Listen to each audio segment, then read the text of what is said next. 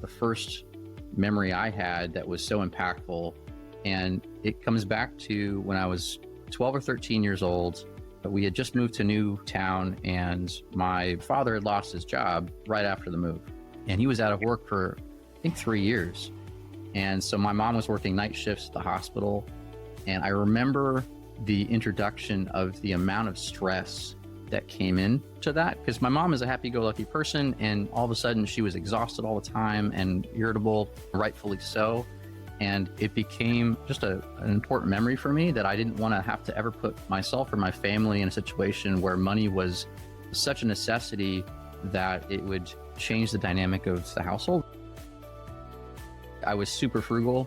I was the guy, and I can't believe I'm telling this story, but I was the guy that would drive down a hill and pop my car into neutral to save on gas, which didn't actually save me anything because it just destroyed my transmission. So for those out there that thinking that's going to save you money, it doesn't.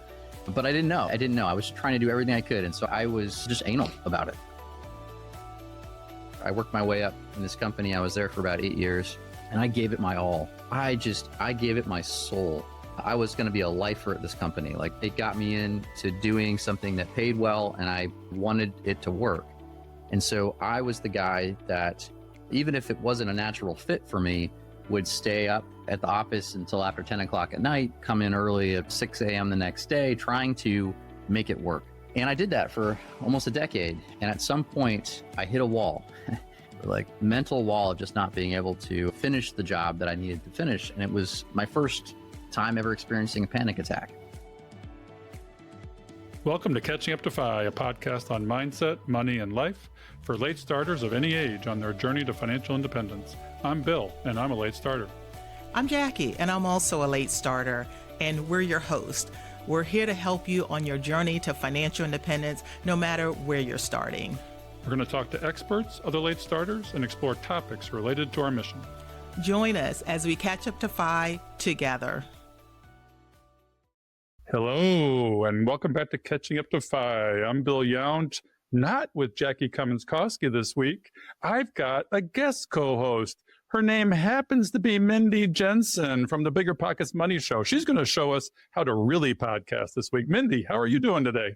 Bill, I am doing great. Thank you for letting me slip into Jackie's very hard to fill shoes. Well, she's in Denver this week at a Certified Financial Planners Conference and can't be everywhere all the time like she most of the time is. But so we're a little jealous of being in Chicago or Denver this week because I'd love to be there. My son lives there, but we'll have to let it go and we'll go on with the show.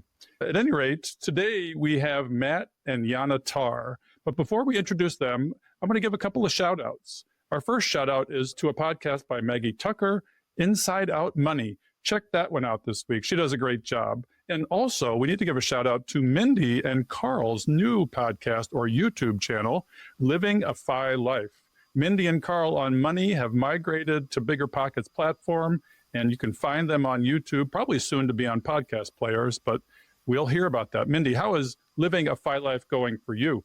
It is going great. My FI life includes continuing to work because I get to talk about real estate and money all day, every day. So why would I leave this cushy position? It's the kind of job where I can't believe they pay me to do this. I can't believe I get paid to do this job. So my FI life includes work, but my husband's FI life includes a carefree lifestyle. He calls himself Wife FI, and he is living the dream. Well, we're going to talk about the colors of FI today, and I've not heard Wi-Fi.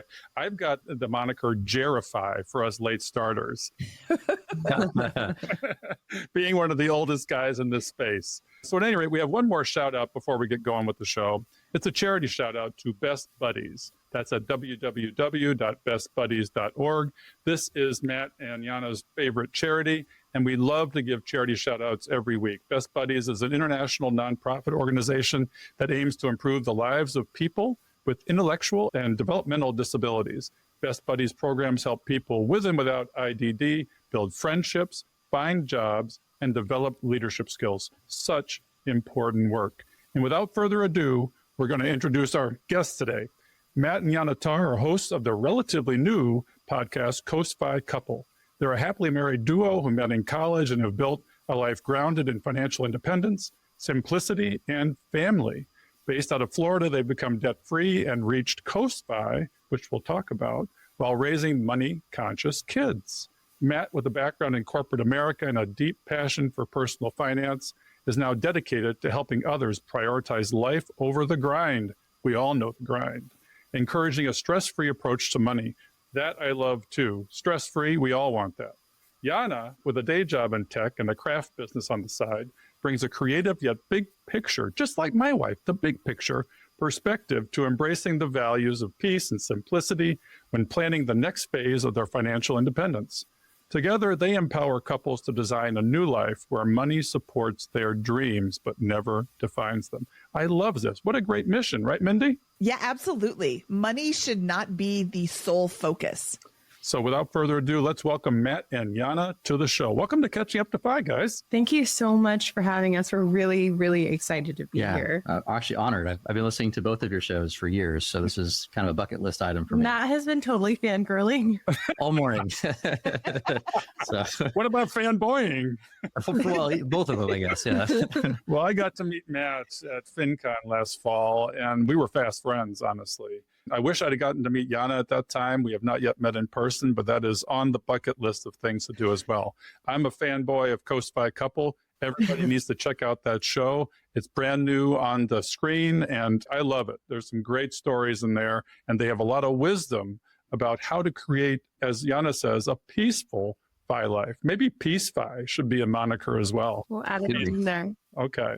Well, let's learn a little bit more, Mindy, about Yana and Matt, because we need to know their stories in order to understand where they are today. Maybe we could each individually tell your money story. I want to hear a little bit about some of the money lessons, your first thoughts about money, and maybe sort of where we fall in this money script thing, which we'll talk about in a minute. So Yana, take it away. Yeah, so I didn't really grow up with a whole lot of financial know-how. I had a single mom and I was very close with my grandparents. I did have a grandfather who was in the military and worked for the government with the post office, and he was a saver and he taught me how to save. He helped me save my first $100 and he got me a bank account. And so that's when I think about my money origin story, I think about that's the first time that I was thinking about money. But he died when I was relatively young, and I didn't have a whole lot of financial influences in my life in any real way. And so I kind of floundered through my 20s. And Matt and I met, and he was very, very Fi-minded from a very early age. And so I kind of learned through him in a lot of ways. And we were together, I think, by the time we were 23, 24, and we really kind of grew up together. And so luckily, I was able to learn about having healthy savings rates and doing the smart thing with money as early and as soon as possible, because I had a partner who really prioritized that. Yeah. You were lucky. I wasn't so lucky. Mindy, you were lucky too, because Carl was the same way. We were both savers, but we didn't have a name for what we were saving for. We were just saving for the future. Mm-hmm. Yeah. I want to jump in there. I feel too now that I'm also the lucky one in this, because I was too anal about it. I was, again, in my early 20s, still picking up every penny I found on the ground. Like literally, I would pick them all up. Why not? I'm not going to walk over free money. So I was a little too anal about it, and having someone in my life who helped balance that out over time was really important for me. So why were you so anal about it? What made you an anal guy about money? Great question. So when you had asked me to kind of create my money story or tell that, I started thinking about the first memory I had that was so impactful. And it comes back to when I was 12 or 13 years old. We had just moved to a new town, and my father had lost his job right after the move. And he was out of work for, I think, 3 years. And so my mom was working night shifts at the hospital. And I remember the introduction of the amount of stress that came into that, because my mom is a happy-go-lucky person, and all of a sudden she was exhausted all the time and irritable, rightfully so.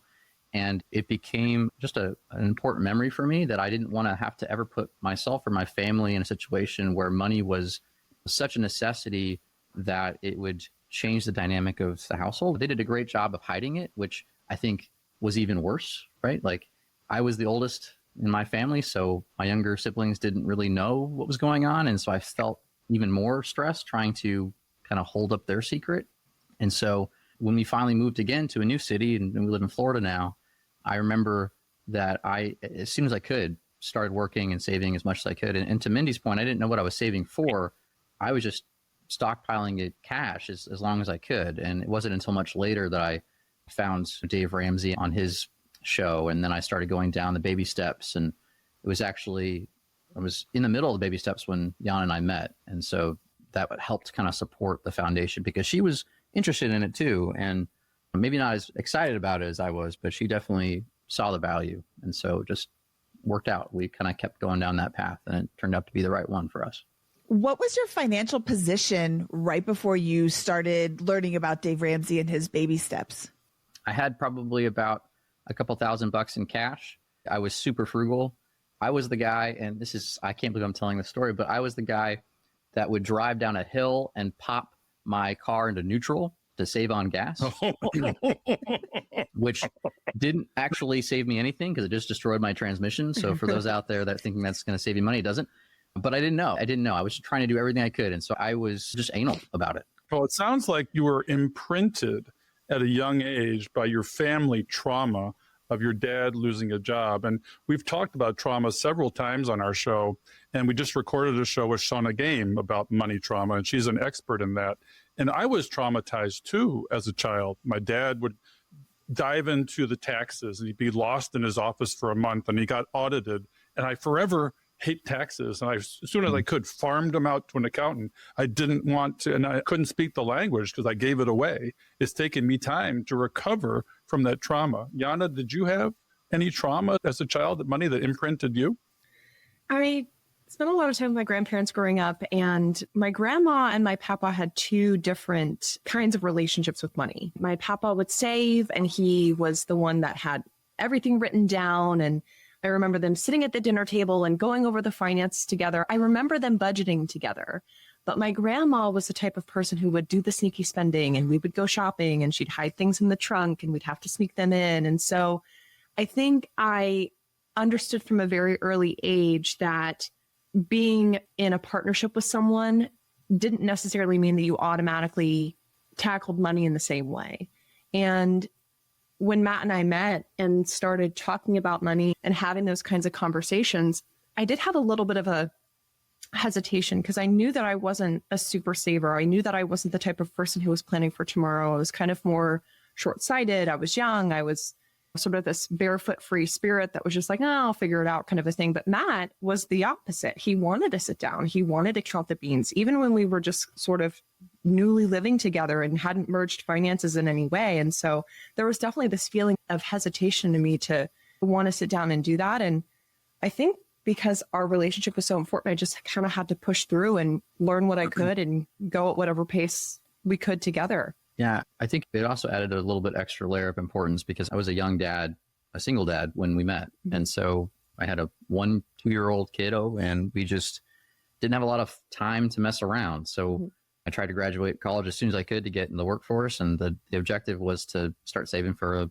place to live and figure out how to make it work. And so we talked kind of amongst ourselves about how many first dates we had, because we had a lot of gaps in our initial dating period, just because I was so wrapped up with everything else going on. So we'd have 50 first dates. It was like a 50 first date situation. Yeah. And so luckily it worked. And I think what was probably the biggest gift that Yana ever got our relationship was the engagement gift. And so talk about that. So when Matt and I got engaged, I knew that building a strong financial future together was so important, not just to him, but to us. I was with it enough to know that if we weren't going to be on the same page with our finances, that could end in divorce. And I'm not going to get married unless I'm sure that we are on the same page with everything. And I knew he was really into Dave Ramsey, and I knew that there was this baby step program. And I thought, this is something we should do together.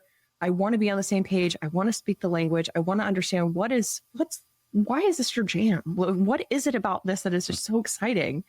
And so I signed us up as an engagement present. I surprised him, and we did the in-person classes. I think that it was a Methodist church about 20 or 40 minutes away.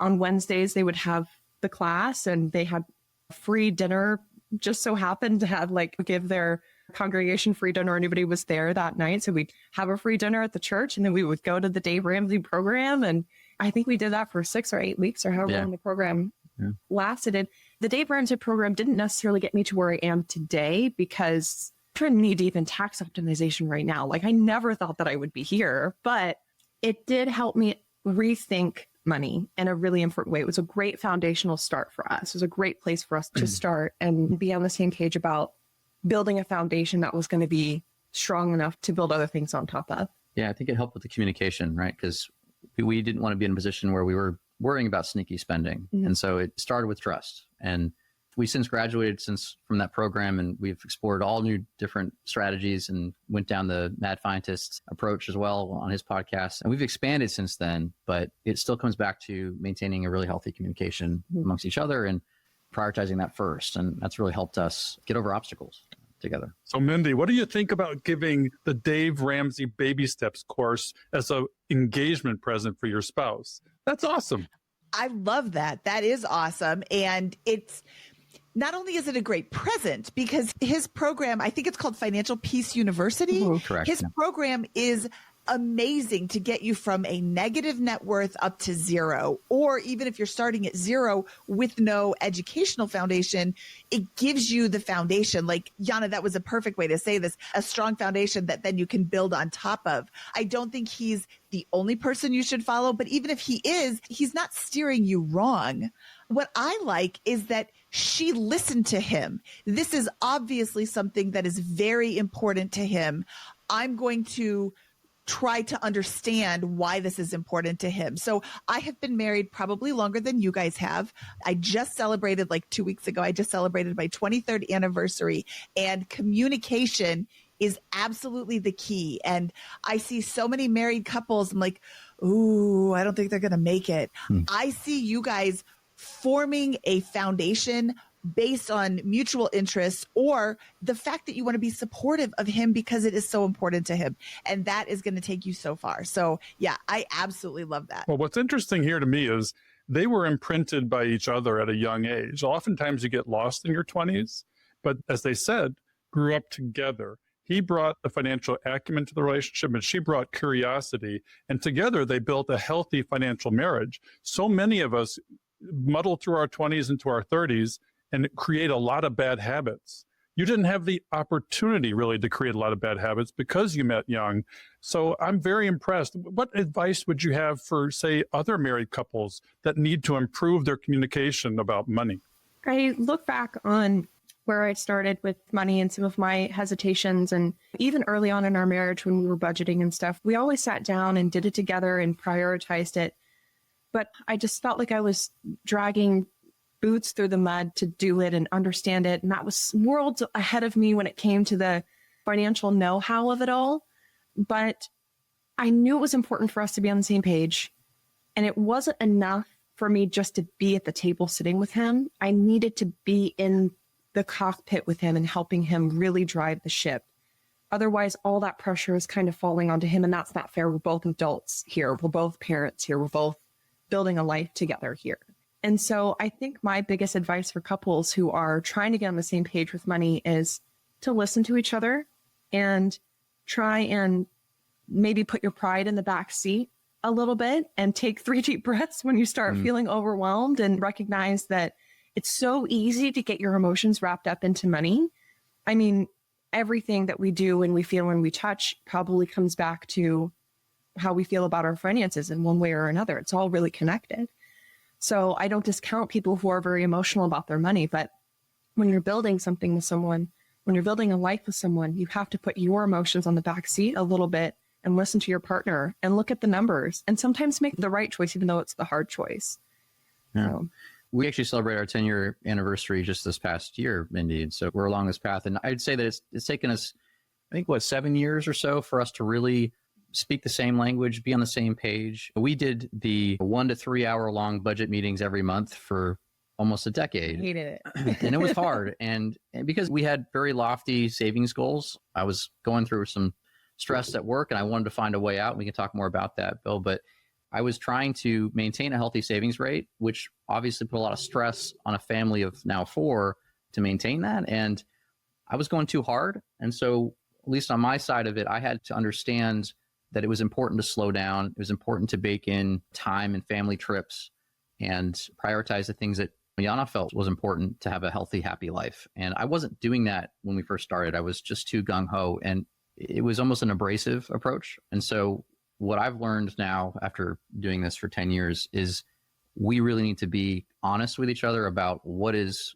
it we want, like what is important to us. And if we're going to prioritize nice things or trips with the kids or date night, we're prioritizing date night, which doesn't come naturally to me. I'm not naturally a spender. I had to prioritize that. And once we've done that, it really did help us get on the same page. Matt would have eaten peanut butter and jelly sandwiches every day, all day, forever, until we reached whatever financial goal he had in mind. And so one of the things that I think we really had to be on the same page about is how we are motivated to save and how we are motivated to spend. And Matt does not celebrate the wins. Even now I have to remind him, like, hey, when we hit this goal, we need to celebrate. We need to maybe go out and have a nice dinner or even order in or something. It doesn't matter stuff we're doing anyway. We're already going to go on a date night this month. We're already going to order in this month. But like, let's call it, we're celebrating this thing. And he wouldn't. For a long time, he'd be like, oh, we hit that goal. What's the next one? I'm like, wait, we have to celebrate. We have to acknowledge it because I can be short-sighted and I need to be patted on the head and told that I was a good girl and I did a good thing. And so we had to sort of work that balance into the way that we saved and hit our goals and celebrated the wins along the way. Hey, Jackie, have you ever wished that you had a financial advisor on speed dial and ready to guide you through every money decision? Someone who could help you optimize your finances, reduce your taxes, and ensure you're always on the right track? Well, with Bolden Financial Planner, that's exactly what you get, right at your fingertips. Bolden isn't just another financial tool. From creating a detailed retirement plan to exploring Roth conversions, Bolden provides expert-level insights tailored specifically to your situation. It's designed to help you make smarter choices without the hefty price tag of traditional financial advice. Yeah, Bolden goes beyond just crunching the numbers. It acts as your partner in planning. It helps you navigate critical decisions like how to pay down debt, how to structure your retirement withdrawals, and how to manage your investments efficiently. With its powerful what-if scenario planning, Bolden lets you test different strategies and see the impact of your choices before you make them. And you know what the best part is, Bill? Bolden is always there for you. As life changes, whether it's a job, a big purchase, or unexpected expenses, your Bolden plan can adjust in real time, ensuring that you stay on track no matter what. Yeah, this tool is fantastic. It takes an investment of your time, but it pays dividends. With Bolden, you don't just get a financial plan, you get a decision-making partner and control over your financial future. Start playing smarter today at gobolden.com/catching up. That's go.bolden, BOLDIN.com/catching up. Mindy, I'm really impressed with their chemistry. As you said, this is a marriage made in heaven. You're in Carl's marriage. When you met Carl, he brought out a coupon and paid for your first dinner that way. And you have a thing about toilet brushes, and he understands, right? Oh, he doesn't understand. He allows me to have it. He humors me. I think toilet brushes are super gross and need to be changed frequently. And he's like, we've got one. It's good for the rest of our lives. I mean, not really, but kind of. And they're 99 cents at IKEA. Actually, they went up there $1.99. I'm with you on this one, Mindy, 100%. Yeah. So gross. And each bathroom needs its own because I'm not carrying that toilet water around the house. And I've got enough money that I can have a new toilet brush. However, I want to circle back and highlight something. I think Yana said this, honest with each other. What is really important to us? And you, presuming we are talking about spouses, in this case we are, you are linked to this person, hopefully for life. You need to be honest with them. If you can't be honest with the person that you're married to, why is this the person that you're married to? Absolutely. I heard somebody say this on a podcast 100 years ago. They said, it's not me against you, my spouse. It is us against the world. So we should be working together towards the goal that we want. And we should be, I like this honest with each other thing, too, when you're honest with each other and then you're working towards the same goal, that's when you're going to have like the happiest marriage. And you spend all day, every day with your spouse. I do. We both work from home. Well, I work from home and he is at home. So we're both at home all day long. Yeah. And if you can't get along with them, you're going to have a miserable existence. Get along with your partner, and being honest with them and being on the same team, adopting that mindset is so huge, especially on this financial journey, but in every other aspect of marriage too. Absolutely. Yana saw her grandmother hide things in the trunk and bring them into the house. So they were hiding the ways they dealt with money. She felt that she couldn't do that. So I think that imprinting changed her approach to communication because she saw it didn't happen in her grandparents' marriage. No. I had never heard of sneaky spending until I read this book called The Recovering Spender. Mm. And in that book, she talks about how she also would she would go shopping and then would hide it in the trunk of the car. And then when her husband would leave for work, she would bring it in and put it and hang it up, like take all the tags off. So, oh no, I've had this for a while. And I was just like, I didn't even know you could do that. I would never, but I didn't know that was a thing because I had never seen that before. I grew up, my parents are children of the Depression. So they had this huge scarcity mindset, which formed my money story. I also had a scarcity mindset for a long time, longer than I should have. Yeah, me too. Exactly. I grew up in scarcity as well. And it's taken me till recently to come to a more abundant mindset. And it seems like they formed their own beliefs around money together because a marriage is a business. And we need to acknowledge the fact that we're partners emotionally and we're partners financially. And things aren't always smooth sailing, however, Mindy, because Matt has a story. It sounds like everything's made in heaven here. They're all on the same page. Things are cooking along. They're saving 90% of their income and eating peanut butter and jelly. But all of a sudden, you get to the brick wall. And Matt, you have a story about hitting a brick wall and how you dealt with it. Can you lead us into that story? And then, Yana, you may want to chime in on this one too. Yeah, for sure. Yeah, her perspective is a good one. So I had started, again, jumping in the career as soon as I could. So I got out of college and I was trying anything that paid, right? So I jumped into a medical device through a pretty elaborate story. But when I got my foot in the door there, I worked my way up in this company. I was there for about 8 years and I gave it my all. I gave it my soul. I was going to be a lifer at this company. Like, it got me into doing something that paid well and I wanted it to work. And so I was the guy that, even if it wasn't a natural fit for me, would stay up at the office until after 10 o'clock at night, come in early at 6 a.m. the next day, trying to make it work. And I did that for almost a decade. And at some point I hit a wall, like mental wall of just not being able to finish the job that I needed to finish. And it was my first time ever experiencing a panic attack. Yeah. And so, just for some context, Matt had also gone back to school to get his master's degree towards the end of his time with this company. They had a tuition reimbursement program, so he was kind of using that to finish his master's degree. We had a toddler at the time, and so he was working long hours. He was coming home. He was working on his master's degree, and we had a terror in the next room being a little daredevil. And so it was a very stressful time, both at home and then also at work. And he was just really struggling. And when I say Matt is able to sort of tap this level of dedication, I'd never seen anybody just try so hard to power through a thing, but he had to walk away. And it was one of those things that kind of comes back to honesty. There was a time there where I think Matt was afraid to be completely honest with me about how much he was struggling because he didn't want to worry me. He didn't want to stress me out. But I think also there's an aspect of honesty that has to do with being honest with yourself. And sometimes it's almost easier to be vulnerable and to be honest with your partner. So that way you can sort of have your own aha moment a little bit and make the shifts, whether internally or externally, you need to do to have more peace.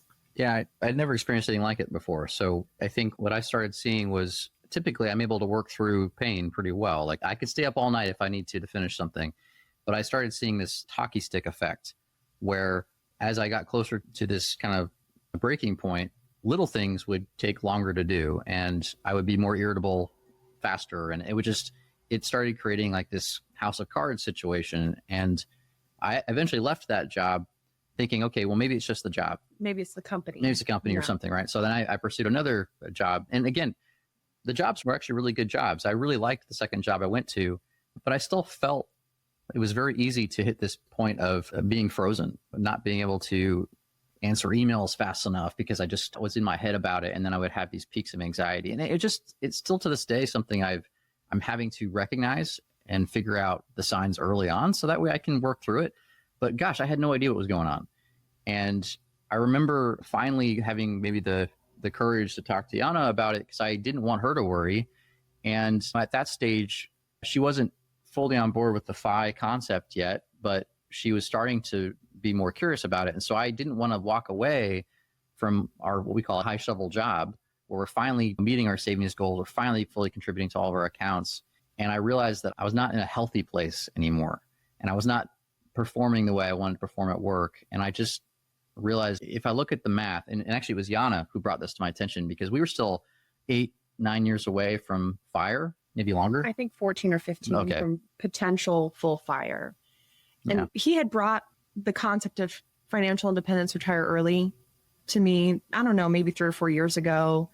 And so we were, at first I thought he was absolutely out of his mind. Like, okay, we're already saving. You mean you want to save more? Like, it just felt unattainable. But we looked at it and I learned a little bit more about it along the way. And so we just started sort of chipping away and bringing our expenses down a little bit more and saving a little bit more where we could. And I got a better paying job. I went back to school and got a better paying job. And he moved companies. And so after a while, we were both done with school and both working big shovel jobs. And we were really able to meet some really great savings rates for a while, for a couple of years. And so it was exciting. But then Matt was just dealing with this burnout, with this stress, with legit panic attacks. Yeah. And at this point in time, I'm caught up. I've listened to the podcast and I know the lingo now, and we've built community here locally with the FI group. And so I get it and I'm excited. And so I'm running these numbers and I realize, okay, well, we're still going to be a long time away from fire, but CoastFI is something that we can enact anytime and sort of take the pressure off of him for a while, because it just got to the point where it was blaringly obvious that the money, saving more money, was not worth my husband's health and my partner's peace of mind. It just wasn't, I can't put a dollar sign on that. And so we made a shift and it was so worth it.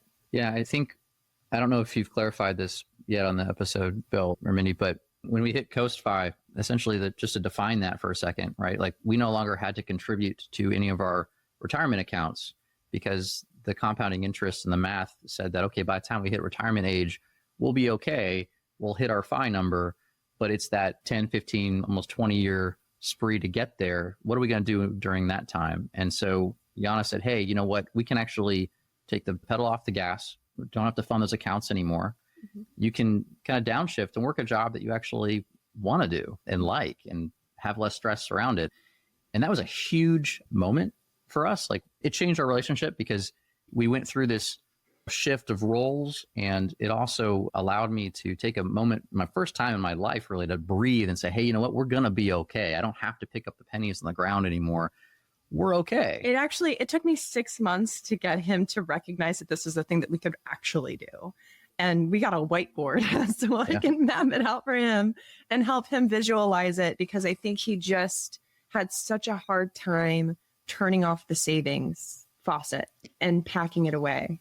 It's a really big shift from save as much as you can to either spending because you've reached financial independence, or let's just ease off. I like what you said. CoastFI takes the pressure off of him. It takes the pressure off of you when you're in a high pressure situation. You can pull back. You can quit your job, Matt. You can stop contributing to your retirement accounts and just like, okay, how much money do we need to just live? Oh, yeah. Yana's making that and we can still save 10%. Right. And we're already CoastFI. I can pull back. I can stop. I can breathe now. That first panic attack that you have is like, am I dying? Am I having a heart attack? Do I need to go to the emergency room? Like, what is going on with my body? I have had one in my life, and if I never have another one again, it'll be too soon. I totally understand what you went through. Yeah. How did you handle the leaving of your job? Well, luckily, we were financially okay. And so it ended up being, well, how much longer can I do this? And we thought, well, if I can stick it out another year, I can be fully vested in their 401k program, which was attractive. But Yana kept looking at me and saying, hey, we don't need to do that anymore. And it's not worth it. Our kids are getting older. We've got a 16-year-old and an 8-year-old right now. Mm-hmm.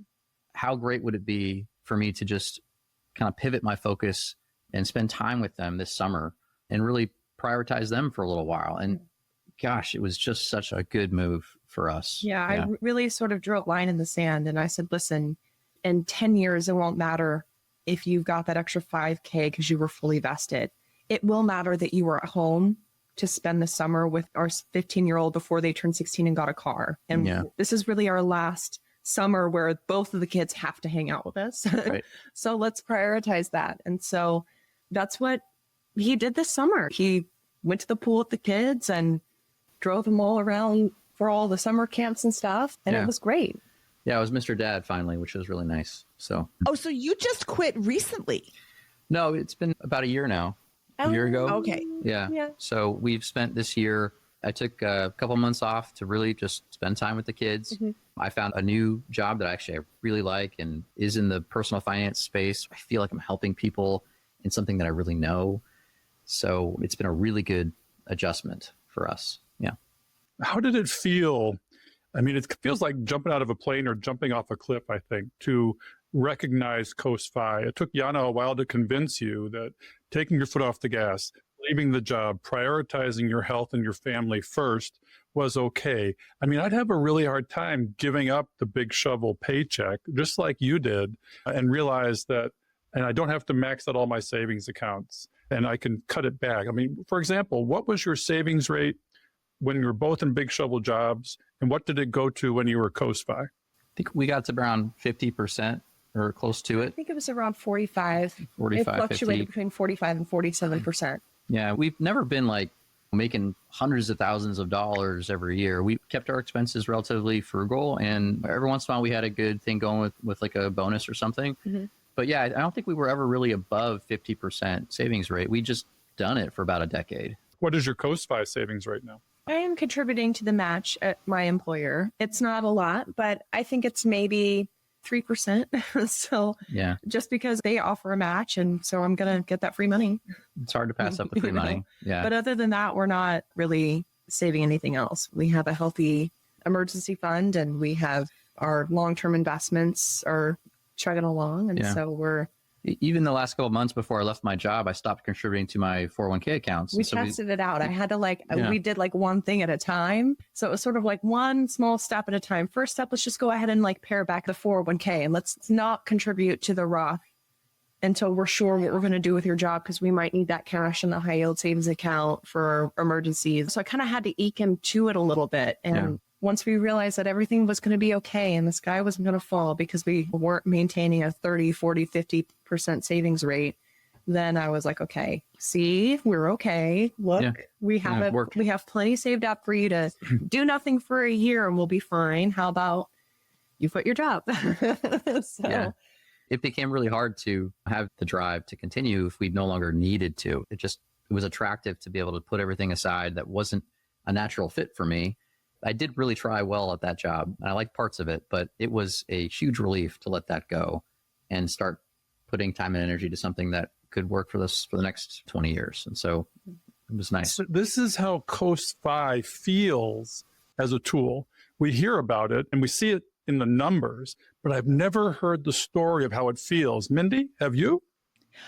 I spoke with Jess from the Pioneers, and she had a similar story where she was getting so burned out. And I can't remember if she did the math and discovered, hey, if I don't contribute anything else, I'll still be able to retire at traditional retirement age. So now every dollar that I put in to my retirement accounts, to my after-tax brokerage accounts, is bringing my retirement age a little bit closer. So it doesn't have to be this all-out push to get to financial independence.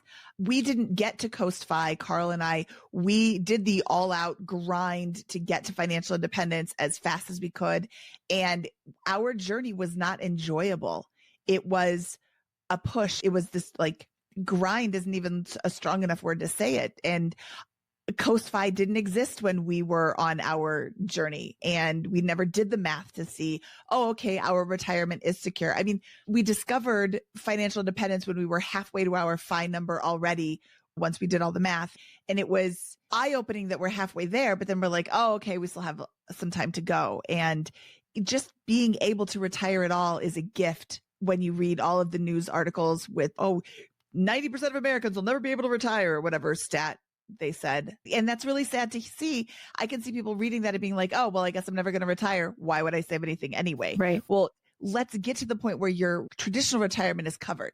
And then let's keep investing. If you've got a great job, you didn't have a great situation. Carl didn't have a great situation. As soon as we hit our number, he's like, well, one more year. And then he retired. But at that time, I had also gotten a job. So it made it a lot easier for him to retire. But yeah, if you've got a cushion and a horrible situation, leave the horrible situation, free up your mental space because you've got that cushion, and then start moving towards fixing your situation so it's much better for you mentally. I think your mental well-being is something that we're just starting to talk about in the FI space, and it is so important. No, Yes. I agree. The health and happiness and balance. I mean, a lot of the early FI journeys were unbalanced. Maybe yours and Carl's was a little unbalanced. Mr. Money Mustache, a little unbalanced. Get to $1 million by your 30, and then you can coast from there. It's been a little unbalanced for me. I'm well beyond CoastFI. I'm at FI, but I feel the need to get to Fat FI. It's always the next dollar, the next milestone. Let's take a step back for a minute and talk about the spectrum of FI. CoastFI is one tool in the FI toolbox. You guys have done a podcast on the stepwise hierarchy of FI. And what's interesting to me about that is it's sort of like Maslow's pyramid inverted. If you think about the hierarchy of needs, the basic needs up to self-actualization, if you invert that pyramid, you start, well, it could actually go to below zero, but it starts at zero and you get to Fat FI at self-actualization. But that's not exactly entirely true, because you can do those things in Maslow's pyramid without stepping through the financial steps. Take us through the steps of FI and let me know what you think about that thought.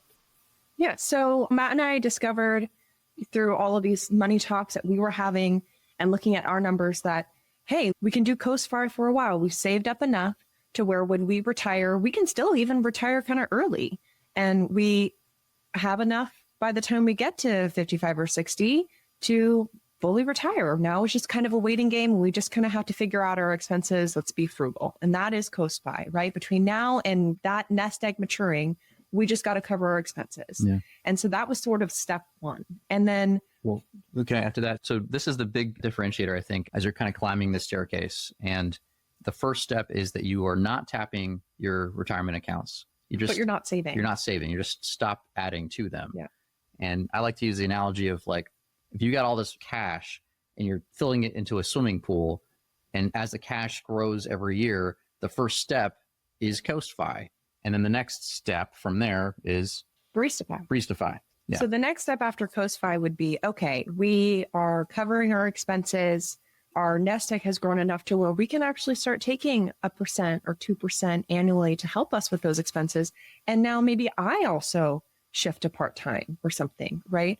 And then we do that for a while, and hopefully our investments continue to do well. And then the next step beyond BaristaFi would be, how much can we suck in and live off of our passive income from our investments and just do lean FI? How lean can we go to where neither of us have to work at all unless we want to? Yeah. And then beyond that would be actual FIRE. FIRE, where it's like, hey, we are living our regular budget. We're not necessarily having to be super lean. Our investments are doing well, and we're full FIRE at this point. And then beyond that would be chubby FI, where we have what we need and then some, and right. We're traveling a little bit more, and maybe going on some more date nights. And then beyond that, it's Fat FI, where it's like, hey, do you want to rent a private jet for the weekend? Yeah, Fat FI, obviously, you're familiar with, right? So that's where there's really no limitations. You're earning so far in excess of your expenses through your investments that you just don't really have the concern of money.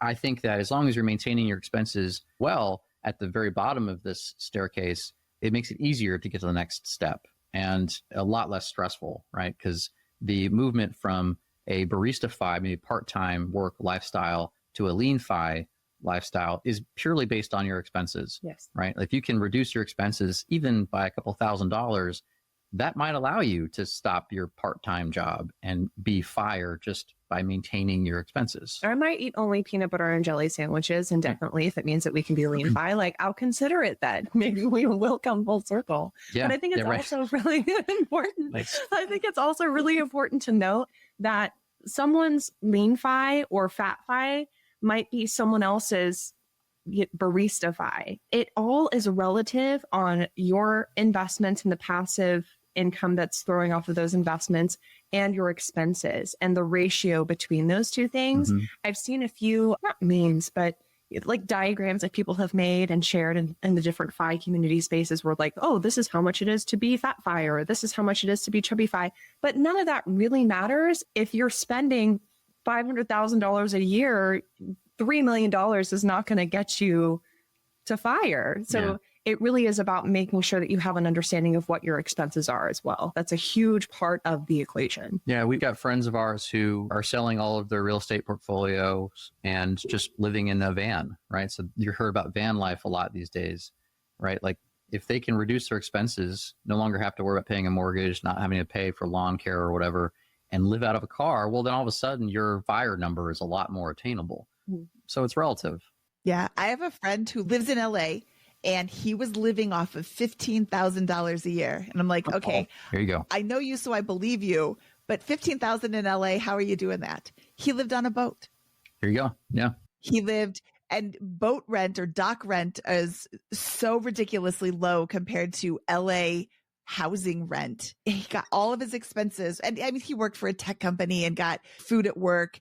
But $15,000 in LA, that's amazing. And it's just I think this is a Dave Ramsey quote, live like no one else now so you can live like no one else later. Yeah. And now he's got an apartment. He's saving up for a house. He's got a great cushy tech job, but he knows what it's like to live at this lower level and can easily pull back if he needs to. Yeah, I mean, the colors of fi are almost innumerable because, as you said, it's personal. And as Mindy says, Carl is wife fi, where his wife still works. He builds houses or renovates houses, and hopefully that's coming to an end because I think they're tired of living in dust, if I hear Mindy correctly.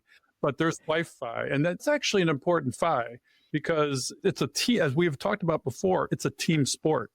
But your financial life, it's not always a team sport. There is single fi and other varieties, but it's a partner sport. And so there could be spouse fi or partner fi, where you step back because you're burned out, you're having panic attacks, you hit the wall, and your spouse carries the load a little bit more. And that can shift. That moves and shifts. And you need to make your expenses, but how you make them is a function of active income and passive income. And if you have more than one, if you're a Mormon, you got a Mormon fi. You got 10 people working for you right there, and you're doing great. You got a lot of passive income or active income. There's so many ways to slice and dice this that you have to find out your own personal fi. But CoastFI that we're talking about today is a real tool. It's a hard tool to use because you have to give up your hard driving, grind, rat race mentality and step back and realize that time and balance are much more important currencies. That's the real wealth, really, is time. And that was one of the things that I think helped put that in perspective for Matt, is that we only have so much time to be mentally present while our children are young. Mm-hmm. We only have so much time and it will be gone in a blink. And so I don't want to miss it by chasing a dollar that we don't really need anymore. So yeah, I think it was hard at first. I think I'm pretty analytical. So by having it on a whiteboard, which is what Yana did for me, she said, hey, look at this situation. How about living in this path B scenario? It was a lot easier once I saw it. And now that we are living this lifestyle, I would never go back. I would choose to have done this a couple of years earlier if I'd known. And I think a lot of people in the FI lifestyle are in that situation. If I didn't hit this burnout wall, I wouldn't have stopped to slow down to even consider it. I would have done what you and Carl have done, Mindy, is I would have just head down, gone all the way to true fire. But that's another 10, 15 years I could have reconsidered my lifestyle a little bit. And I think he would have done that and been motivated to do that out of fear. And I just don't think that that is a healthy place to make life choices from, is from a place of fear or from scarcity. And I had to sort of poke at him a little bit and call that out a little bit along the way. Like, okay, well, we want to do this, but why? Well, because what if we didn't? Okay, but is that what you're afraid of? And so I really had to sort of take the time to have those conversations and break that down and get us to a place where we were both ready to take that leap. And the other thing too, that I think it's really important to know about deciding to go CoastFI is we can always go back to work. Yeah. We're relatively young. We have great resumes. If he finds another high paying job, we can start saving again. Just because we're doing CoastFI right now doesn't mean we're going to do CoastFI forever. I mean, we can. We made the shift knowing that this would be either, if we want to do CoastFI indefinitely, we can, but we also have an option to go back to reaching for FI if that's something that we decide we need to do. So we sort of built in some, I guess, safety protocols a little bit into our plan. They're talking about flexibility, right, Mindy? Mm-hmm. Yeah, flexibility is key. And I love that you are looking forward. Oh, this is just a stage in our life where we have decided not to continue this all out path to FI. It doesn't mean that we can't come back to it. I love that. Right. Well, one of the tools you used, and we've gotten so deep into the emotion of this, we haven't talked about numbers really at all, which is great because that's what FI is about. The numbers are so secondary. But one of the tools you've used, I want to at least give a shout out to, is called Qube Money. And can you take us through a brief synopsis of how that changed your financial life? Yeah, it really did. And I think oftentimes Yana's saying that Qube Money is the reason that she became a FI nerd. That's my line. I'm sorry, I had to steal it. It's true though. So in short, Qube Money takes the cash envelope concept and puts it onto a card. And so you have unlimited envelopes like groceries, gas, date night, and we pre-fund those and have now automated all of our bills and all of our expenses to Qube Money. Mm-hmm. And so at any time, let's say I'm going down to the grocery store, I can pull out my debit card, I press my groceries cube on my Qube Money app, and all of a sudden I've got my groceries budget on my card. I give it to the vendor, it deducts it in real time. So there's no more chores at the end of me leaving the grocery store. I don't have any more activities I have to do to make sure that Yana and I's budget is completely in sync and on track. We both have visibility.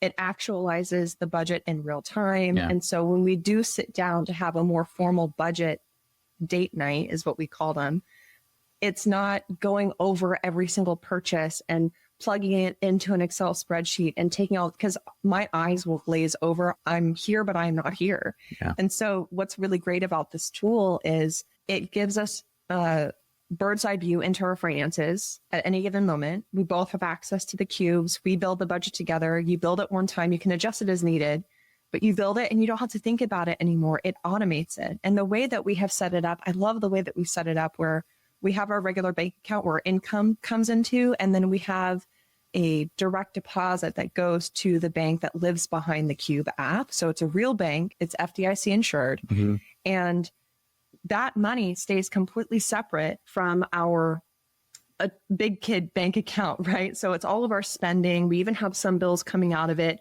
and we can move money around at will from Qube to Qube if we need to. And it just keeps things completely automated, completely separate. If we need to tighten up our budget, I can do it in 10 minutes. And it's just so simple. And it's given us the confidence that we could CoastFI. It's why we were able to CoastFI. And I think it is absolutely why it made me a nerd, because I hated budgeting before. I felt hard to do. I felt like no matter what I did, I couldn't control it because the budget we built in Excel is somewhere on a spreadsheet, somewhere on someone's laptop. But I'm at the grocery store right now, and then I got to go back later, and I'm never going to do that. And so it was just so hard to actualize the budget in real time. And now we've sort of solved that problem. Yeah. We used to do the credit card game where we would have a couple of credit cards. Mm-hmm. We try to take advantage of the points and things. And what was hard is because we were trying to maintain a healthy savings rate, anytime we overspent, what happened is we would have less money that would go into our savings. And so finding a way to control that, because we took Dave Ramsey's classes and he taught us about the envelope concept, it worked for us back then. But gosh, it was so frustrating using cash and we just couldn't sustain it. But by being familiar with the concept of automating our investments, right? We have a direct deposit splitting out to Vanguard or whatever to fill up our Roth IRAs and our 401ks. We did now do the same thing with all of our expenses. We know what we're spending. We've sat down, we did our budget once, we've loaded it into the app. It fills those buckets. We live by it every day. And we add buffers into it. So we know we're not going to have to feel like a scarcity mindset anymore. Right. We're actually enjoying it. And because it's controlled, I can prioritize things that are important to Yana, like date nights. So like now I'm actually adding in money automatically into my date night cube, and it builds up every other week. And I can glance at it and say, hey, you know what? How about we go out to a nice restaurant or go out to some trip or something, because we've got money that's been earmarked for it. This is honestly an anxiety-free budget. And I talk about this on the show because it is the only tool out there that allows us to not have to worry about it. And we cannot overspend. And because of that, it's simple and it allows us to just live our life as we want to live it. And we still communicate and talk and we can adjust as needed, but there's no worry anymore. So yeah, highly recommend it. It's really been an amazing tool for us. So it sounds like it has a lot of advantages, right? And one thing that's different for me is it has a card. It's a Qube card attached to an account. What happens if you go to the grocery store and there's nothing in your grocery budget? So we actually have to transfer money to that grocery cube. And you can do that in 2 seconds. You just go to another cube, press the transfer button, and go transfer how much you want to groceries. The whole point, though, is you're not overspending. You have a set amount that you have in your budget. And so for spending. Right. And we might pull it out of date night. We might pull it out of our buffer cube. We have a buffer cube that we have a couple extra $100 in there that we just, in case we need something, we have the flexibility. And so it gives us confidence that we're sticking to our budget because we've got full control. But it's also really great because it puts us both in the driver's seat for the budget. So it's not me having to go to him and say, hey, can we order a DoorDash tonight delivery? Because I don't feel like cooking. I don't have to ask him. Yes. To validate the budget. I have access to the budget that we built together. We were both in and out of it spending. And I can go in, I can see, oh, well, we only have $35 in there. So if we do want to do it, we're not only exhausting that cube, but then we'll probably also have to add another $15 from another cube kind of a thing, which is something that we can quickly talk about, or we just don't do it kind of a thing. So it's both of us making that decision, yay or nay, and not me asking him for permission or the other way around. Gosh. It's not that one of us has built the budget and one of us is maintaining the budget. We have both built the budget. We are both maintaining the budget. We both have visibility. Yeah. In the past, we did the whole exporting everything to an Excel spreadsheet. We tried to live by that. We tried the wine apps out there, but it was such a chore to go back in, always have this task that you had to do. If I was traveling for work for a week or two, I didn't want to put that on her to go back in and try and recategorize everything. And so it ended up being this situation where she was having to ask me to like, is it okay if I go out with my friends tonight? Like, I don't want to have to say yes or no to that. That's a horrible position to put a spouse in, and vice versa. Like sometimes I wanted to go visit my brother or something in Colorado or something. So having the control and visibility for both of us is, again, it's just been the perfect tool for us, and we're never going to go back. So yeah, that's my favorite part about Qube is that it won't let you overspend the money that you put in there. It's like a cash envelope. When you have $100 in cash in this envelope, you can't go to the grocery store and spend $105. Same with Qube. You have to go into a different cube, move it before you can make that spend. So you're not mindlessly going over budget. You are purposely moving the money around and shifting your budget in real time. And that, like, it's such an amazing tool for beginners, for people who don't have a handle on their spending, for people maybe in a new relationship, you're newly married and you're not used to having this communication about money. It's such a fascinating tool because you can't spend more than what's in there. But you can if you move it around. So you have to do it on purpose, and it makes you think about your money. And that's what I love so much about it. Yeah. It does two things. It forces you to think proactively about the way you spend money, which I love that. And it also forces you to have accountability, not just with yourself, but with your partner if you have one. Mm-hmm. And I think sometimes people are really afraid of that accountability, but it's so important when you're building. Because what is the thing that people say? If it doesn't get measured, it doesn't get managed. Yeah, that's exactly right. Right. Yeah. So, yeah, I mean, it's transparent finances. It's actually kind of like active sinking funds for your active spending. And it's a great way to build a relationship. I think it's a great tool for late starters. Late starters haven't necessarily had control of their money. They don't know where it's going. It's very common. They're living paycheck to paycheck. It forces you to take a step back with your partner because you have to do it together. And that may be really the only really challenging thing with this app is getting your partner up to speed with it because you both have to use it. And the other thing you can do with it that you haven't talked about is you can add your kids to the app too, right? Yes. Bill, I haven't even scratched the surface of all the different tools this thing allows you to do. But yeah, we have our oldest kids on it. We pay them like $20 a week for gas. I've just set up an automatic Qube for them to do that. If there's chores or things that we can pay for them, there's instant peer-to-peer transfer. So it does allow for the kids to have the ability to start learning about managing their budgets too. They have emergency fund Qubes within. Yeah, they've created their own Qubes. We can see their Qubes. They can't see ours. And you have unlimited Qubes. And so if you want to prioritize a trip 2 years from now and want to put $20 a week into it, well, there you go. You just automate it. You're done. And there's so many other features to that allows us to have control. I just want to talk about one more thing.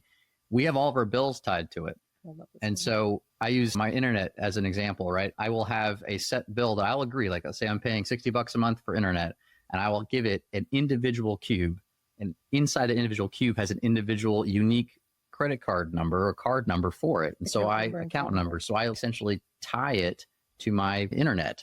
And so when they try to say, hey, you know what, your promotional period expired, you're now going to have to pay us $120, it won't clear. I'm in control of my transactions. And so it'll provide a notification saying, do you want this company to charge you $120? I'll be like, nope. And it denies it automatically. I can move money into the Qube if I want to approve it, or it gives me the ability to go and call them and renegotiate my rate back down, which I literally just did about 2 weeks ago. So I'm not bleeding cash. They don't have the ability to take my money unless I approve it. And I do that for every vendor, like we have a meal plan service we try out a couple times. We have a gym that we don't have to worry about going in on a Tuesday afternoon to talk to a manager to cancel. Like we set it up. We're in control. Yeah, no one's going to charge one of our cards or one of our Qube account numbers and take more than what we've already decided they're going to have. It's just not going to happen. No one gets any of my dollars. No, we have control, and it's been fun for us. You mentioned we see it try and go through. We're like, yeah. No, it's been nice. Thank you guys for telling us about Qube Money. And the one last thing I want to say about it is it's also secure. Nobody can take money from you off your card if you lose your card. It's got a zero balance till you give it money. But at any rate, Mindy has to dash to another show. She's a busy person. We've got to wrap this up.